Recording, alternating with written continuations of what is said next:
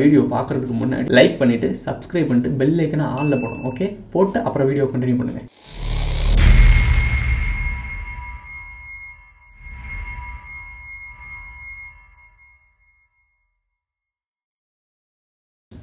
வணக்கம் மக்களே, இன்றைக்கி நம்ம பார்க்க போகிற வீடியோஸ் எதை பற்றினா மூணை பற்றி தான். ஏன்னா நம்ம மூணு பற்றி வீடியோ போடணும் அப்படின்னு சொல்லி ரொம்ப நாள் வெயிட் பண்ணிட்டு இருந்தோம். கொஞ்சம் வெயிட் பண்ணி கொஞ்சம் தகவலும் எடுத்துக்கிட்டு இருந்தோம். சரி, கொஞ்சம் தள்ளி போட்டாலும் கரெக்டான டயத்தில் வீடியோ போடுவோம் அப்படின்றதுக்காக தான் இந்த வீடியோ பண்ணிகிட்டு இருக்கோம். இந்த வீடியோவில் நம்ம என்ன பார்க்க போகிறோம்னா மூணை பற்றி தான்.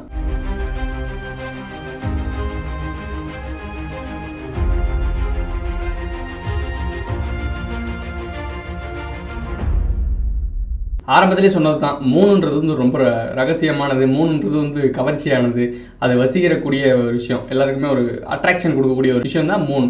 மூணு சம்மந்தமாக பாடல்கள் இருக்கும், படங்கள் இருக்கும். இது எல்லாமே இந்த மூணு சம்மந்தப்பட்ட மனிதர்கள் அடிப்படை மூணு சம்மந்தப்பட்டதாக தான் இருக்கும்.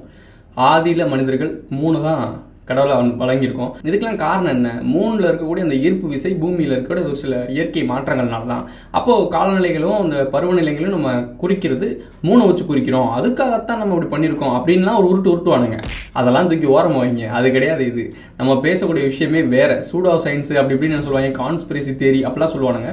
இரண்டு போட்டோம், என்னன்னா அவங்க பேர் வச்சுக்கிட்டோம். பட் நம்ம தகுந்த நேரத்தில் தகுந்த விஷயத்தை மக்கள்கிட்ட போய் கொண்டு போய் சேர்த்துடணும். அது அவங்க புரிஞ்சுக்கிறதும் புரிஞ்சுக்காதும் அவங்க பக்குவம், அவங்களுடைய புரிதல், அது நமக்கு தேவை கிடையாது. நம்ம சொல்ல வேண்டிய கடமையை சொல்லிடுவோம். முடிஞ்ச அளவுக்கு நம்ம எளிமையாக சாதாரண மக்களுக்கும் புரிகிற மாதிரி தான் எல்லா விஷயத்தையும் சொல்லிட்டு இருக்கோம். அது பல பேரோட கமெண்ட்ஸோ பல பேரோட ஃபீட்பேக்ஸும் நமக்கு தெரியுது. நம்ம சொல்கிற கருத்து மக்கள்கிட்ட போய் சேருதுன்றது. Okay, 5 part பிரிச்சிருக்கேன். இந்த மூணு சம்மந்தப்பட்ட ஒரு கேள்விகள் இருக்குது, பதில்களும் இருக்குது. இந்த 5 பார்ட்லேயும் ஒரு சில கேள்விகள் உங்கள்கிட்ட கேட்கப்படும். அந்த 5 கேள்விகள் மூலமாக நீங்கள் உங்களுடைய சிந்தனை ஓட்டத்தை ஓட விடுங்க. உங்களுக்கு பல விஷயங்கள் தெரிய ஆரம்பிக்கும். கேள்விக்கு போகிறதுக்கு முன்னாடி ஒரு சின்ன தகவல் உங்கள்கிட்ட சொல்கிறேன் மூணை பற்றி. 100 மில்லியன், ஓகேவா, 100 மில்லியன் ஆண்டுகள் குறிக்கப்பட்டிருக்கு. இவங்க இந்த ஏஜ் இதெல்லாம் கலெக்ட் பண்ணுவாங்கல்ல, ஸோ அந்த மாதிரி பார்க்கும்போது 100 மில்லியன் ஆண்டுகள் இவங்க ஒரு அப்ராக்சிமேட்டாக வச்சுருக்காங்கன்னு வச்சுக்கோங்களேன்.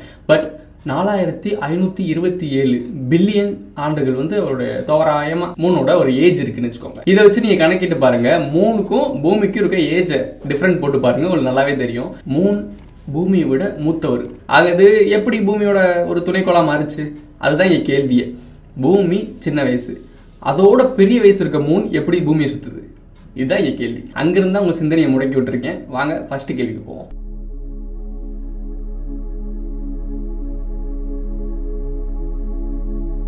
பூமியும் மூணும் உங்களுக்கே தெரியும், ஏஜ் டிஃப்ரென்ஸ் இருக்குது. அதுக்கும் இதுக்கும் சம்மந்தமே கிடையாது. அது எப்படி கரெக்டான ஒரு சுற்றுவட்ட பாறையில், அந்த நீள்வட்ட பாதைன்னு சொல்லுவாங்கல்ல, அந்த எப்படி ஆர்பிட்டல் ஜோனில் வந்துச்சு? எப்படி ஒரு சேட்டலைட்டை கரெக்டாக போய் பொருத்தி வச்சா எப்படி ஒரு ஆர்பிட்டல் ஜோனில் சுற்றுமோ அதே மாதிரி சுற்றிட்டு இருக்கு.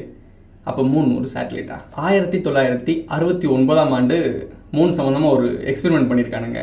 அங்கே என்ன பண்ணியிருக்கானுங்கன்னா, அந்த லூனார்னு சொல்லுவாங்கல்ல, அந்த லூனார் அந்த சேட்டலைட் அந்த விஷயத்தை டைரெக்டாக மூணில் மோதி இருக்கானுங்க. இவனுங்க ஆராய்ச்சி பண்ண போனது வேற என்னமோ நினச்சிட்டு இங்கே சொல்கிறது. ஆனால் அங்கே போய் பண்ண வேலை என்னன்னா, மூணு மேலே நேரடியாக மோதி இருக்கானுங்க. கிட்டத்தட்ட 1 டன் அளவுக்கு அந்த எக்ஸ்ப்ளோர் இருந்திருக்கு. அந்த எக்ஸ்ப்ளோர்லேருந்து ஒரு வைப்ரேஷன் நடந்திருக்கு. ஒரு மணி நேரத்துலேருந்து ஒரு 1/2 ஹவருக்குள்ளே இந்த வைப்ரேஷன் நடந்திருக்கு. என்ன ப்ரோ அப்படி வைப்ரேஷன் நடந்திருக்கு அப்படின்னு கேட்டிங்கன்னா, அதிர்வலைகள், பெல் சவுண்ட் மாதிரி கேட்டிருக்கு, அலாம் மாதிரி கேட்டிருக்கு. அது மூலிமா அவங்க சிதறிட்டாங்க. ஒரு ஸ்ட்ராங்கான மெட்டீரியல் மேலே விழும்போது இப்படி ஒரு வைப்ரேஷன் நடக்காது. உள்ளுக்குள்ள ஹாலோவாக இருந்தால் தான் அப்படி சவுண்டு கேட்கும். இப்போ உங்களுக்கு எப்படி சொல்கிறேன்னா, ஒரு பால் இருக்குன்னு வச்சுக்கோங்களேன், உள்ள ஏர் இருக்கும். அதை நீங்கள் கீழே போடும்போது, பிளாஸ்டிக் பாலை போடும்போது டப் டப்னு சவுண்டு கேட்குதா? அந்த மாதிரி சவுண்டு கேட்டுருக்காங்க. அதுக்குள்ளே ஏர் இருக்கனால தான் அது நடந்திருக்கு. இப்போ அது ஒரு நல்லா கல் மாதிரி இருக்கும்ல, அந்த மாதிரி ஒரு பாலை தூக்கி போட்டிங்கன்னா அது எகிராது, அடிச்சுட்டு டம் அப்படின்னு தான் கேட்கும். இந்த சவுண்ட் வேரியேஷன் உங்களுக்கு புரியுதா? அதே மாதிரி மூணில் அவங்க மோதினோடனே உள்ளுக்குள்ள ஹாலோவாக இருக்க மாதிரி ஒரு வைப்ரேஷன் எடுத்துருக்கு, ஒரு சவுண்டு கேட்டிருக்கு. இதுல இருந்து தான் இவங்க சிந்திக்க ஆரம்பிச்சிருக்காங்க, டர் ஆயிருக்கானுங்க. இது ஒரு மேட்ரு. இந்த மேட்டர்லாம் மறைச்சிட்டானுங்க, அது வெளியே வந்திருக்காது. ஸோ நம்மள மாதிரி ஆட்கள்லாம் நிறைய பேர் சொல்லிட்டு இருக்காங்க. எங்களுக்கு பேர் தான் கான்ஸ்பிரசி தியரிஸ்ட். அந்த அதிர்வு மூலயமா அவங்க வந்து உள்ள ஹாலோ அப்படின்ற விஷயத்த கண்டுபிடிச்சதை விட உள்ள இருந்து அந்த நீர் சம்பந்தப்பட்ட தடயங்கள் இருக்குன்னா அந்த தடயங்களும் உங்களுக்கு தெரிஞ்சிருக்கு. இதை கண்டுபிடிச்சது யாருன்னா, கென் ஜான்சன்றவர் தான் கண்டுபிடிச்சிருக்காரு.